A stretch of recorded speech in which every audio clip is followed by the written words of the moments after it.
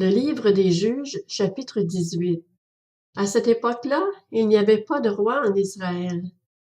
La tribu des Danites cherchait un territoire où s'installer, car jusque-là, elle n'avait pas reçu d'héritage au milieu des tribus d'Israël. Les Danites choisirent parmi eux, dans leur clan, 5 hommes vaillants qu'ils envoyèrent de Tsoréa et d'Eshtaol pour explorer et examiner le pays. Ils leur dirent « Allez examiner le pays ». Ces hommes arrivèrent jusque vers la maison de Mika dans la région montagneuse d'Éphraïm, et ils y passèrent la nuit. Une fois près de la maison de Mika, ils reconnurent la voix du jeune Lévite, s'approchèrent et lui dirent « Qui t'a amené ici? Que fais-tu dans cet endroit? Qu'est-ce qui te retient ici? » Il leur répondit « Mika fait pour moi différentes choses.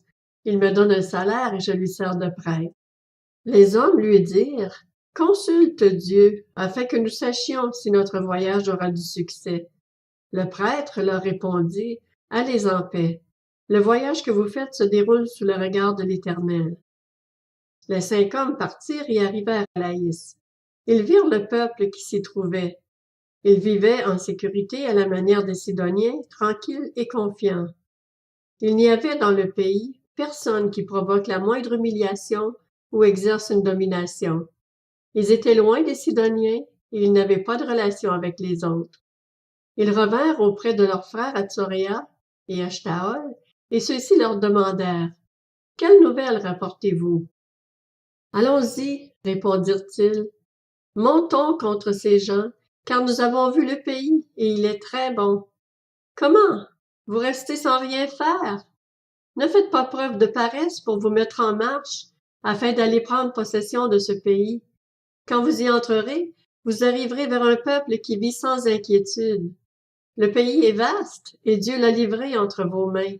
C'est un endroit où rien ne manque de tout ce qui est sur la terre. Il y eut 600 hommes du clan de Dan, qui partirent de Tsoréa et d'Eshtaol, munis de leurs armes de guerre. Ils montèrent et campèrent à Kirjath-Jearim en Juda. C'est pourquoi cet endroit qui se trouve derrière Kirjath-Jearim a été appelé jusqu'à aujourd'hui Makhanedan.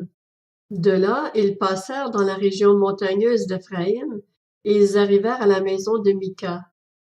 Alors les 5 hommes qui étaient allés explorer le pays de Laïs prirent la parole et dirent à leurs frères « Savez-vous qu'il y a dans ces maisons-là un éphod, des téraphim, une sculpture sacrée et une idole en métal fondu?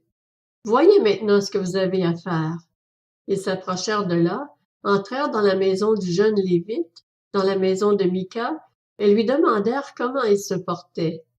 Les 600 Danites, munis de leurs armes de guerre, se tenaient à l'entrée de la porte.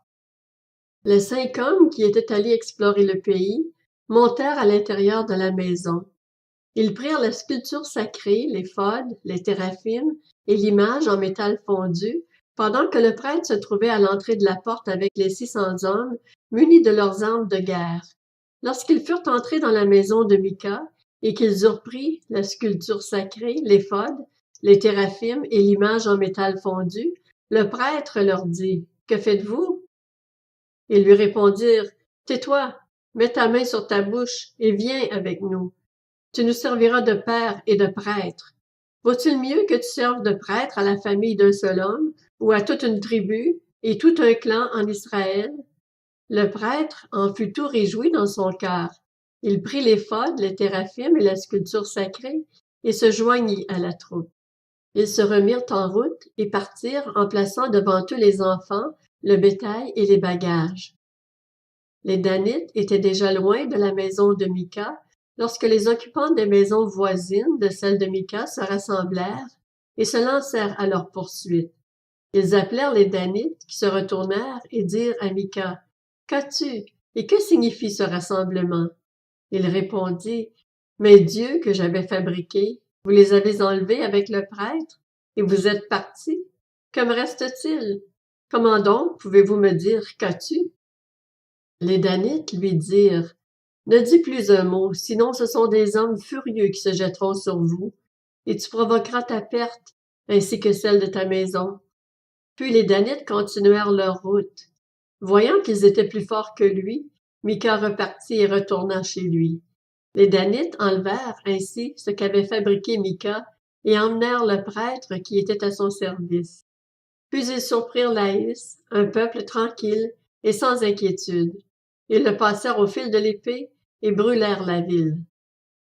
Personne ne la délivra, car elle était située loin de Sidon, et ses habitants n'avaient pas de relation avec les autres.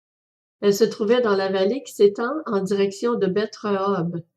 Les Danites reconstruisirent la ville et y habitèrent. Ils l'appelèrent Dan, d'après le nom de leur ancêtre, qui était un fils d'Israël.